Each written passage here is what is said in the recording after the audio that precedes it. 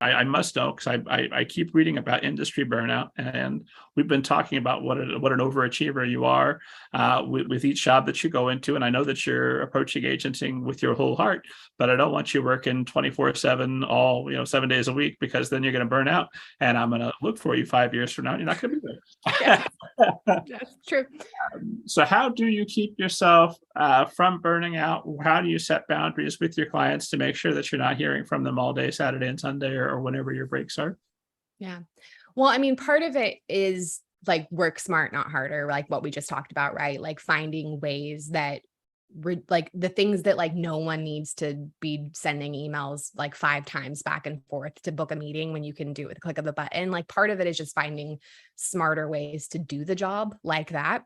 But of course, that's only one little component of the job. I guess just to get like a little bit more personal for a sec, like last year was actually a really hard year for me. My sister passed away from COVID, and I was like moving to a new place, and I was like like wrapping up like a divorce and all of this. So like speaking of burnout, like sometimes you don't know like what any human is grappling with in their personal life, right? And so that also contributes to burnout. And I think the reason I wanted to get a little bit more personal is because I think this industry is really personal. And I think like people are working nights, weekends in their free personal time because they love books and they love, what they do. But I think just like what I was dealing with last year, a lot of people lost people over the last few years of COVID. And even if they didn't lose people, like people were sick, right? Like there's a lot of fear, like a lot of people weren't in the office. And so for me, like, while all of that was really hard, it almost like forced me to grapple with my own like tendency to just go real hard and be like, just like go, go, go, like 110%, like eat the world now, not yesterday, like, or not tomorrow, whatever. And so like in a weird way, like going through all of that really did force me. Like I actually didn't sign many people last year because of that. I had a really, really busy, active first like 2.5 years of agenting, and then COVID hit.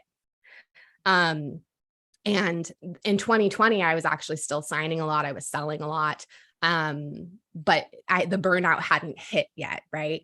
And then in 2021, that's when it hit. That's when all that personal stuff was going on. So I think like when I look for potential clients, I also just look for people that like are just treating me like a human. If that, like, I know that sounds so like sad that like I even need to say that, but I just feel like a lot of people in this industry treat other people in this industry like we are just like publishing automatons, like we are just like robots who like just like productivity robots. And I want to work with people, and all of my clients were so great. Like it like makes me want to cry, like thinking about like how supportive my clients were when I was going through all of that. Like they sent me like gift cards to like get Postmates and like buy myself food so I didn't have to worry about feeding myself. Like they were so supportive. They were like, do not, like, if you read our manuscripts right now, we will like we will be so mad at you.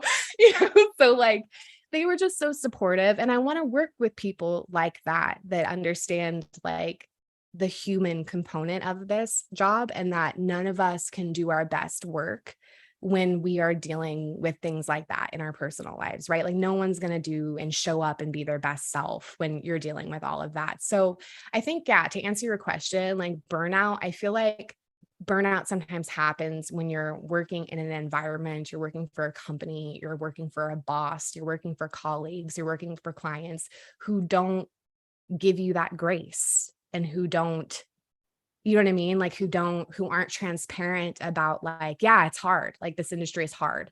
And like, if that means you don't sign someone for the next, 6 months, if you need to go slower this year, because that's what you need to do to keep your head above water and do right by your existing clients, you know what I mean?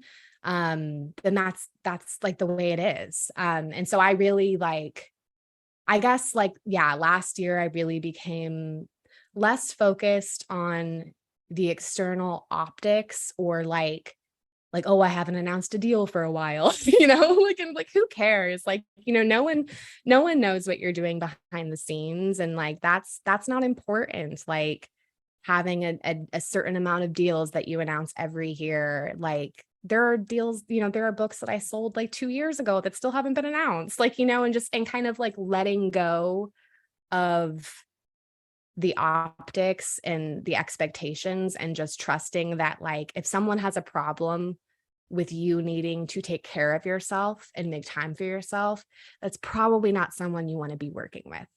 So that's kind of how I've tried to like, and I think that's a little easier on the agency side because a lot of agents are like independent contractors, or they can kind of just pick up and take their business to a new agency for the most part, like if they really wanted to.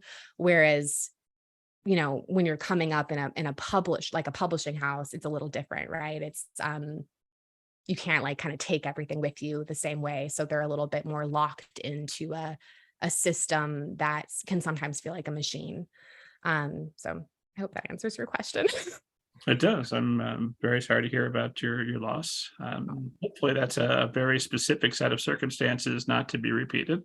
Yeah, no, I think that was just, it's pandemic. Like none of us could have expected this. And not being able to leave your home and just all the fear and anxiety and tension that we were all grappling with. I mean, some of, we're still grappling with to some extent. Like I just wanted to get like real for a moment because yeah, I think that's like when, we've been seeing a lot of these like burnout articles and stuff. And I feel like all of this has already existed in this industry and it has for quite some time. I don't think that COVID or the pandemic fundamentally made it worse. I think it just like, or made it different, I should say.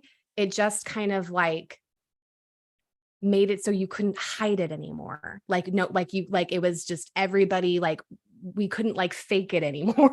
Like you know what I mean? Like you just like, I almost think it just, brought everything to the surface in a way that became really obvious to everybody that like, oh, like this isn't sustainable. And it's like, yeah, it hasn't been sustainable for quite some time. That's why there's a lot of turnover. That's why there's a lack of diversity at entry level positions, because it hasn't been sustainable and it hasn't been achievable for a lot of people for quite some time. And COVID didn't change that. It just, again, made it really obvious. So